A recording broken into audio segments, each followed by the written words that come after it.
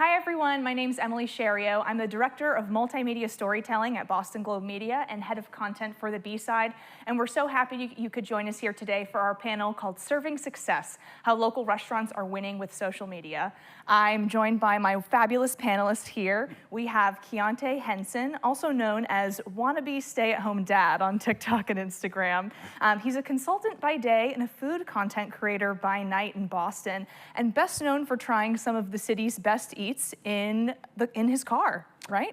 At times. At times, yes. And then we also have Nia Grace. She is a Boston restaurateur extraordinaire and currently the founder and owner of Grace by Nia, the Seaport's first Black woman-owned and first Black-owned liquor license holding supper club. She's also served on the board of directors of the Massachusetts Restaurant Association since 2019. Thank you both so much for joining me today. Oh, thanks for having us.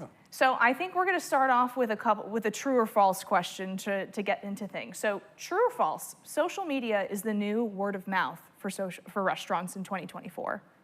That's a good question. Absolutely. You say true? I'd agree. I think it's true. I would say true as well, but I'll let you expound. Yeah. It's one of those things, it's readily accessible to us. Everyone is pulling it out on their phones. It becomes what you go to first. Right. It would be just like picking up the phone and saying, hey, have you heard this place? But instead, you just open up an app or 5 apps and you find out if people are talking about it. Yeah, like you said, I think it's the first thing we go to now, really, outside of maybe a quick Google search, or you find it on your social media first and then you Google search. And it's also so much easier to share kind of where you're at now, whether it's through, an Instagram story or video, to kind of put your friends on or, tell folks in your network that you're eating at a certain location. Totally, and to go off of your Google comment, I mean, I think social media or Instagram and TikTok is kind of the new Google for young people these days. Yeah. The search bar is where to eat in Boston or best new restaurants in Boston, right? Right, Yes. right, absolutely. And you almost can get, and that's just not to prop myself up, but you can also get the reviews on the social media aspect of it too, right? So instead of kind of having to go through your Google or your Yelp and scroll through and kind of read, why that 1 star happened, you can get them right there in the comments and you can get it right there in the video that you're watching. So. Totally. And so another similar question, on a scale of 1 to 10, how crucial is it these days for a restaurant to have a strong presence on social media in order to be successful? If you're launching a new restaurant, is it possible to survive as a business without a strong presence on Instagram or TikTok? Well, I'll say it's possible to survive. It's going to be harder to survive, but it's definitely possible. And then when you talk about qualifying a presence on social media and saying strong, to me, as long as you have some kind of presence, that's a starting ground, and that's better than none. For sure. Yeah, I would say it can almost present an obstacle if you don't, right? I think there are some restaurants that probably don't necessarily have the infrastructure to finally, run their own social media and all that.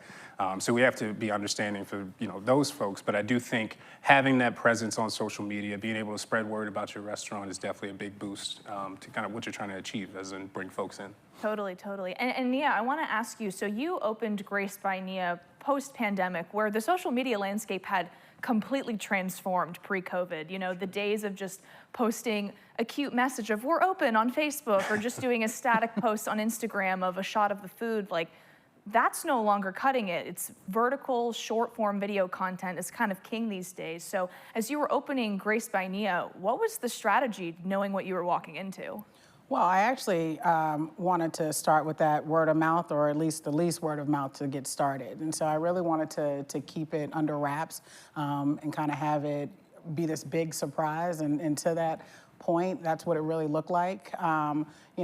We're a supper club, and I wanted that experience to be special when you walked in. I kind of wanted everyone to be surprised when you walked in, but we couldn't get past the fact that user-generated content is literally what took our social media account, to the stratosphere. People were so happy to film things, and we just kind of had to let that kind of happen.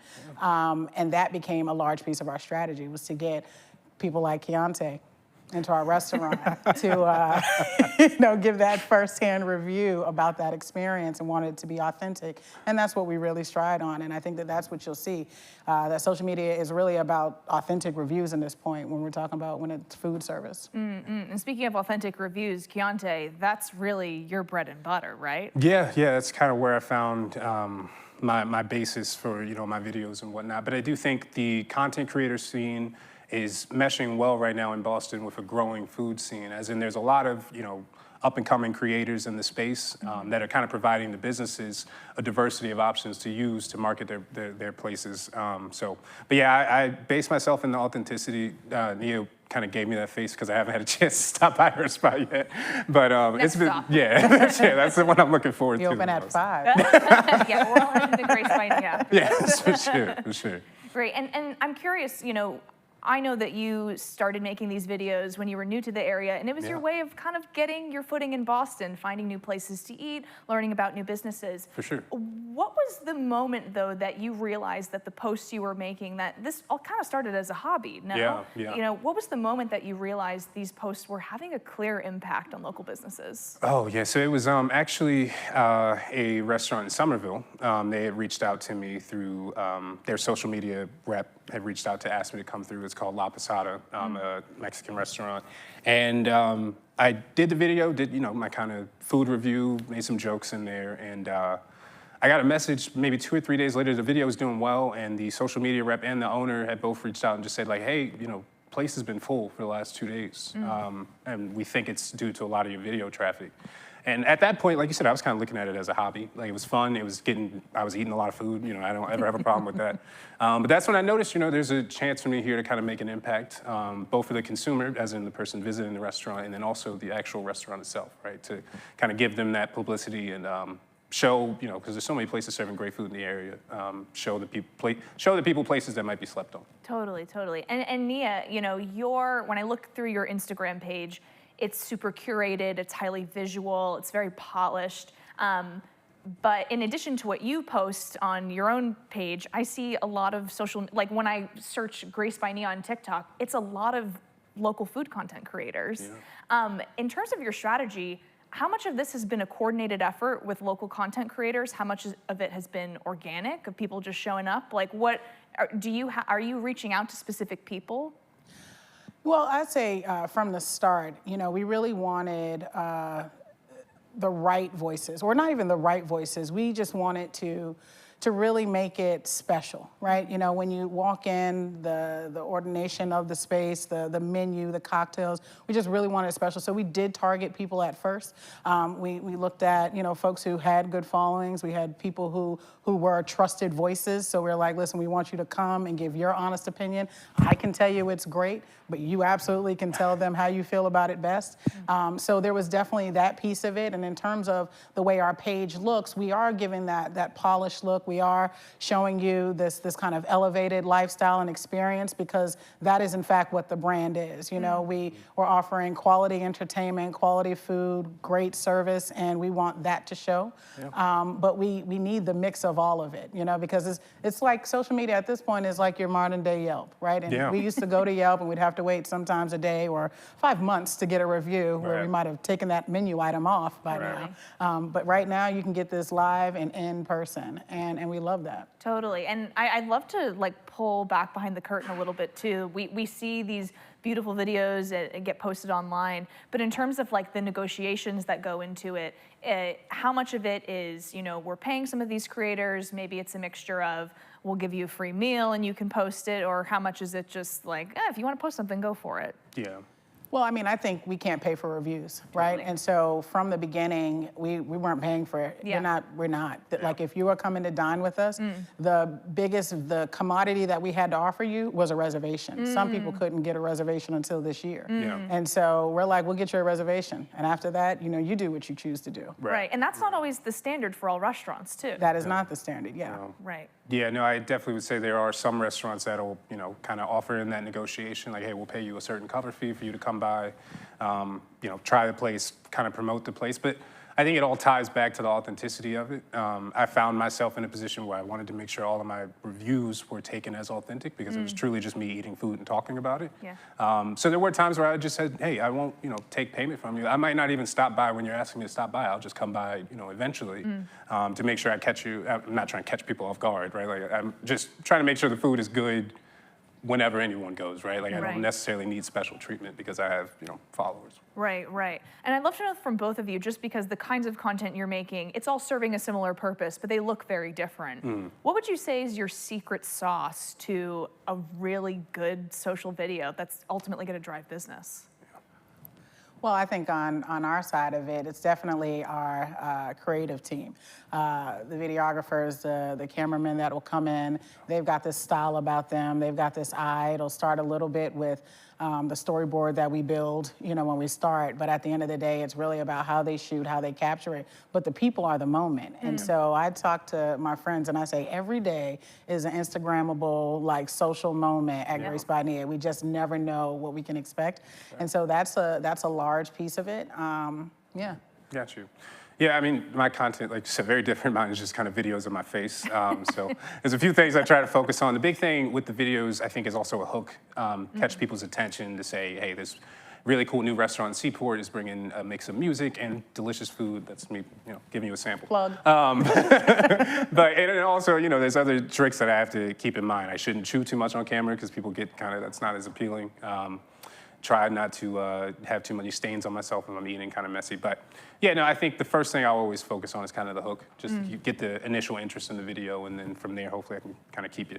And I think I would add to that timing, right? Yes. A video too long, a second too long, you've lost the audience. Right. Also, kind of that cliffhanger. Yeah. And I think that we do pretty well with the, I want some more. Yep, you got to show up. Right. Yeah. This is very validating to hear as somebody who makes a lot of vertical video content. You don't necessarily understand, like the 60, or in some cases, 15, 30-second, 60-second video could have been hours of preparation for it at the end of the day. And even just hearing my photographers, my videographers, 10 years ago, you probably wouldn't have had those for a restaurant, no? Not at all. I mean, I would have them once a year. It's our photo shoot time, y'all. Let's get it together, but that would be it. Yeah. Yeah, no, absolutely. And I kind of circling back to one of our earlier points, we have an audience question. So how do users know what to trust in terms of payment to influencers and promotion on social? I think, this probably varies creator to creator. Some I think are very good about labeling things up front, but I'm aware of a lot of creators where everything that they post on social is good, and you start to learn that all the meals that they've gotten are also free. Yes. So in the same vein of it's great that you have all of these reviews to pick from, how do you know which ones to trust? I mean, I'll stand down, 10 toes down on the fact that we don't pay anybody who has been an influencer to come into the restaurant because it would give us no value. Yeah. I literally want, whether it was good, bad, indifferent, whether you've got suggestions for improvement, I want to improve every day. So I want you to be authentic because I'm going to do the exact same thing. I am my own critic as well. Right. So I won't do it. But there are opportunities. And I would say that you have those who are influencers and who do this to better the business, period, right? And so you'll start to see that their content looks a little bit different. Yeah. Where it's it's Taco Tuesday, so I'm showing all the tacos for this business. And I happen to be an influencer, but they're paying me to show the tacos for this business. I'm not telling you they're good, bad. I'm just telling you I'm showing you this stuff. Right. But when people are doing their reviews, and I think influencers also want that credibility, I think they also don't want to be paid for certain, moments like that as well. Yeah. Especially like new restaurant openings. Yeah, I agree. I think a part of it too, the onus is on the creator. So if you are a user or a part of the audience, I would tell you, I think it's fair to ask the question. I remember, when I got invited out to a few places, I would always say in the top of the video that I was invited to, come try this place. So maybe they covered my meal, right? But they didn't necessarily pay me. They just told me to come by. But I think you got to kind of cover that at the front end as a creator. And then if you're an audience and there's some confusion to it, I would just post the question in the, because it's, I think, like I said, it's on the creator to provide that feedback and make sure, you're protecting your own reputation, right? So definitely, challenge them to speak up on it. Absolutely. And I'm curious, Nia, from your perspective as a restaurant owner, and given just the weight that social media carries these days and the ability to transform a business overnight, one viral video can take something from empty to packed overnight. Compared to getting like a super review from like a local food critic to having a super viral video, are one of those more coveted these days? I gotta say, I like them both. I want them both. Yeah. But I'll tell you, I got a story. I had Daryl's Corner Bar and Kitchen. It was my first restaurant. Right. And I started a TikTok account, which essentially means I signed up for TikTok. I did nothing else with the TikTok because that wasn't what I did. I did Instagram, Twitter, everything else, but not the TikTok, right? So I had people coming in, and it was like, yeah, we saw you on TikTok. I said, what do you mean? And someone had created a video on our behalf that actually went viral, and people were just like, yeah, no, this is what we're coming here for. Yeah. And I was like, well, I'm indebted to TikTok. I still don't do it today, but I'm like, y'all keep creating those videos for me on TikTok, right? So I mean, I value both of them equally. Yeah. Totally. And from your perspective too, I mean, as the person who's often creating a lot of this content, it's clearly had an impact. Yeah, I mean, I tell myself that, but I think it's also, between the two options that you kind of lay out, I think it gives the user and the audience a bit of a menu you can kind of choose from. If you are someone that doesn't necessarily need a full review of a place, you're just looking for food that looks good. There's plenty of creators that do that. There's also creators that do kind of what I do, where we give that authentic review, but you kind of have options, to visit and kind of review, what you want to choose, where you want to choose to eat. Totally, totally. Do you wish that there was a world where there was something a little bit more centralized or like a little more, I'm gonna say trustworthy, only because with all of these creators everywhere, I've even run into this a few times when I've scrolled through TikTok looking for something interesting and the food looks good and I go and it doesn't taste how it looked. There's nothing more disappointing than being let down by one of those reviews too. For sure. Is there, and I think what you're doing, Nia, where, you're not paying creators, it's at the most you're giving a reservation. How do we communicate, like, what our ethics are as a content creator so that your community can trust you? Like I said, I think the onus kind of falls on the creator to take the time to realize, like, your audience, they're not just watching your videos to watch your videos. There is a inherent level of trust that comes with, becoming a follower. I don't even really like the term follower, but becoming someone that views someone's videos constantly. But so like I said, I think as a creator, you kind of have to, it's not necessarily caveat your videos, but just be upfront. You can say, it's very easy to say in a caption, I worked with this restaurant to show you guys some of the new menu options they have, and then your video can still be your video. But you gave people upfront when I look at a Google review or I look at a Yelp review, people will usually give their story of why they went to a restaurant. I think you can do that similarly while creating, videos to highlight these restaurants. And I'm curious, what would you say, in the world of social media and its relationship to the restaurant industry, what's a problem that you both are seeing, or a point of tension, rather? Oh, that's a good question. So you're saying a point of tension between the creators and the restaurants? Yeah. I think sometimes it can be, there may be a certain expectation that a restaurant may have out of a collaboration, and I'm not obviously trying to talk against the restaurant. No.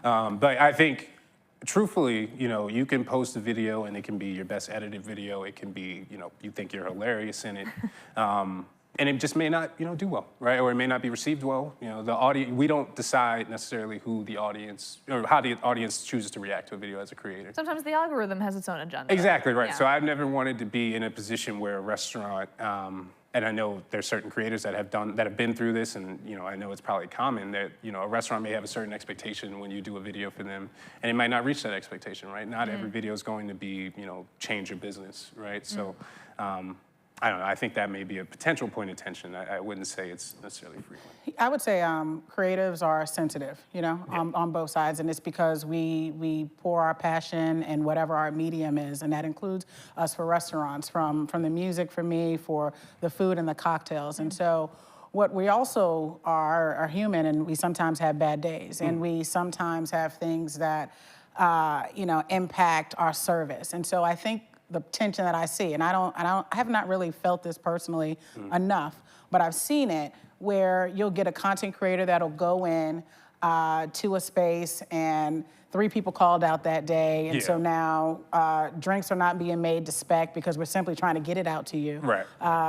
Something might have been cold because it sat in the window too long because one of the people that called out was a food runner. Yeah. Right, and so now I'm mad about the cold food, and the cold food, it looked good, might have tasted good if it was hot.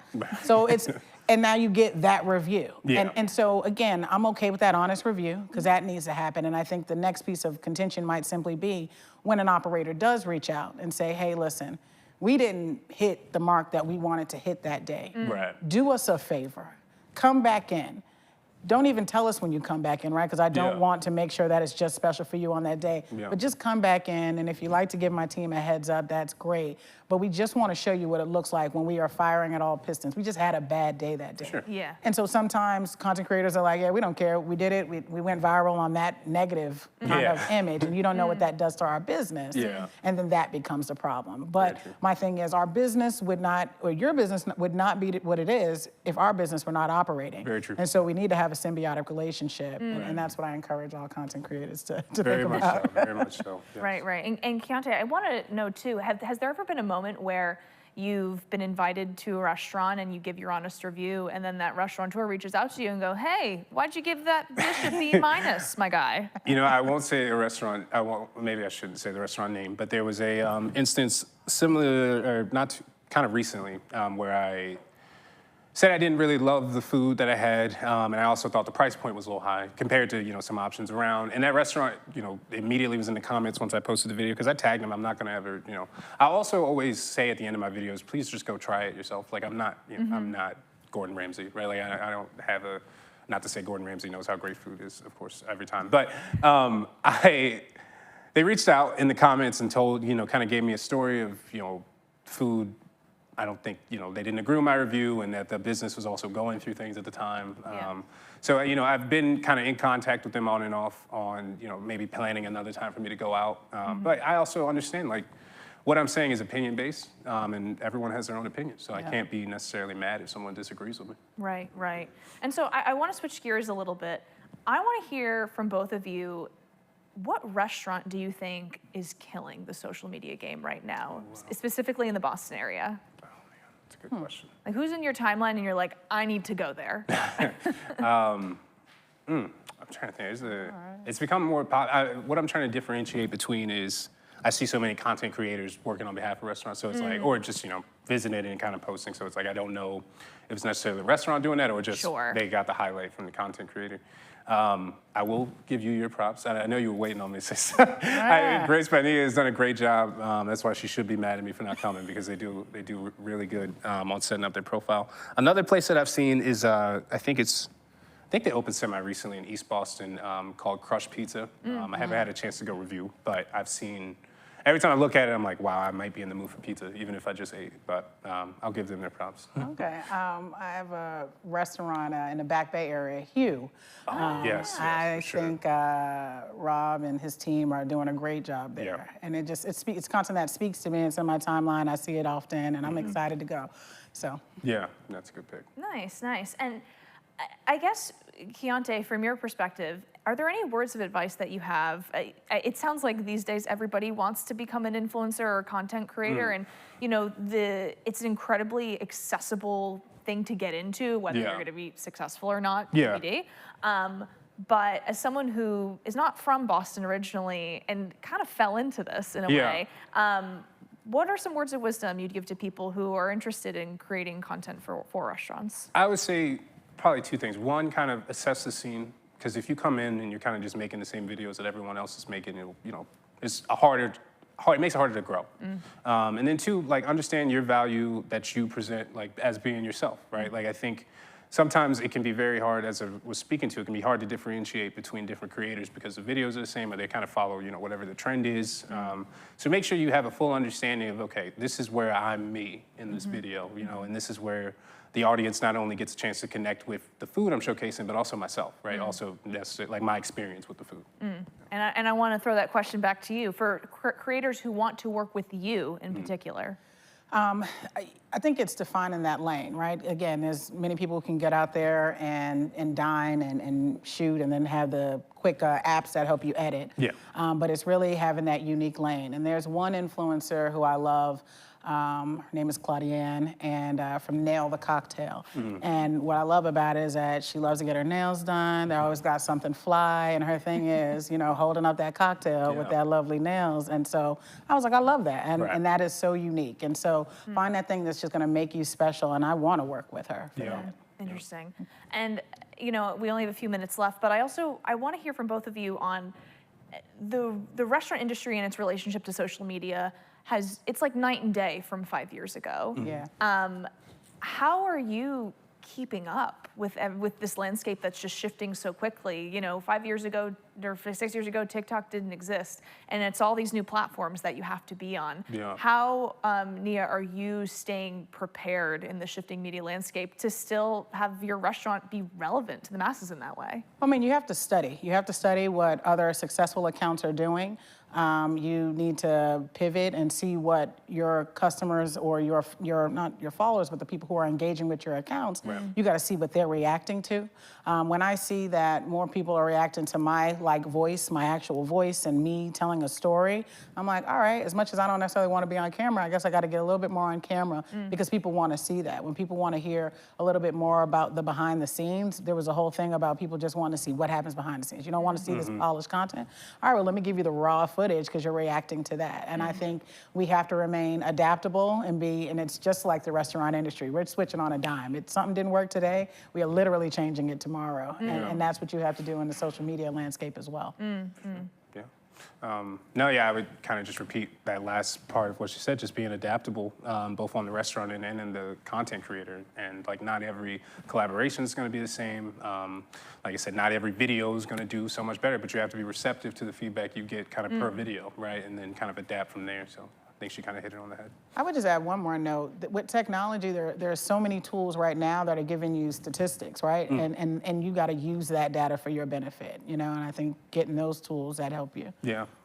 Right, absolutely. And it sounds like having a team is now necessary too. Like you're obviously in the restaurant industry, you wear a lot of hats, but in order to have this healthy, sustainable content coming out of social, it sounds like you've built a team around you as well. Well, I want to say a team, but I don't want people to feel like it's this massive lift and it requires this massive budget, or it could simply be all of my general managers know that when I want you to get some content in the restaurant, clean your lens, face it this way, put it on the, 4K. Like, I just need you to do it and hold it still, pan real quick. Right. So now I'm training them to be a part of our movement for social media. Interesting. And so I have to ask you both, with only a couple minutes left, what would you say are your biggest pet peeves for social video in relation to the restaurant industry? Literally, the uncleaned lens is such a problem for me. Things that are not well lit, I have a problem with that in terms of... Like almost kind of like that lack of, not effort, but the lack of, finishing touches on something. The finishing touches, right? And I think that's kind of that thing even when we're looking at user-generated content. As much as our accounts want to share everything someone posts, we're just like, that doesn't paint us in the best light. And so all I can do is like it and say thanks for coming. I think I would say, we talked on it a little bit, but just transparency. I think, making sure, I just don't want people to be led astray because of any video I've posted, and similarly to the community I've built of creators, I don't want people to be, to have animosity with a creator can be tough because you don't necessarily have an actual personal relationship with them. But I just don't want there to be kind of a scene that's disingenuous to the actual food scene in Boston, because it's a great food scene. It's a growing food scene. And it deserves the actual authentic kind of credit, that it's gained or that's earned. Sorry. Right. Well, so final question. For our audience at home, are there any restaurant recs that you have that they could add to their list? Oh, man. You start. Wow. I love, I'm so sorry. I eat out a lot too. Obviously, me too. This is crazy. You know, some of my favorite spots are kind of low key too. Estella's on Temple Place. I love. I like Zazzy Bar, which happens to be in the lower level of where Grace Bonilla is. I just went to Trillium's Hi-Fi Lounge, which is across the street, and I love that. Yeah. Go. I was going to say Bread Gourmet out Yep. in Dorchester. Delicious burgers. Have beignets on the menu too. I don't think you can find beignets that much up here. And then also Mita in the Back Bay area. I think it's either Back Bay or South South End. End, Yeah, sorry about my that. I always neighbor. get the areas. Yeah. Right. Great Italian food, a little bit different than, say, the North End Italian dish. But Amazing, amazing. We also have beignets at Grace Bonilla. Shameless plug. I did it to myself that time. Well, listen, it's been so great having you both here. Really appreciate it. Wonderful conversation. Thank you all so much at home for watching. We hope you enjoyed, and stick around for the next chat.